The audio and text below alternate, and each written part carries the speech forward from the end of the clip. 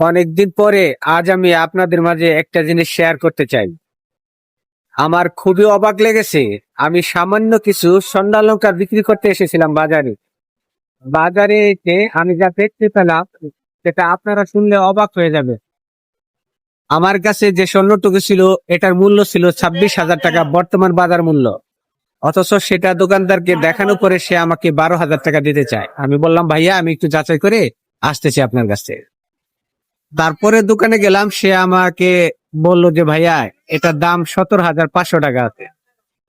আমি আবার ভাবলাম যে যেহেতু এই অবস্থা তাহলে পাশে আরেকটা দোকানে যাই। পাশে আরেকটা দোকানে গেলাম, সেখানে আমাকে 18,000 টাকা দিল।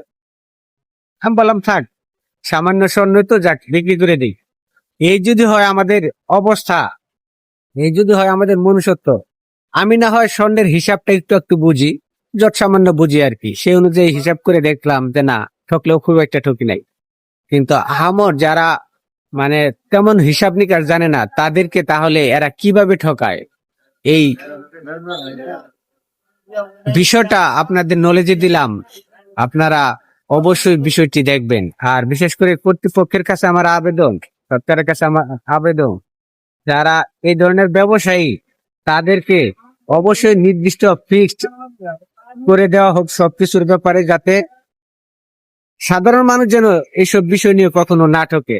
সচেতনার্থে ভিডিওটি শেয়ার করে দিবেন। ভালো থাকবেন সবাই, আল্লাহ হাফেজ।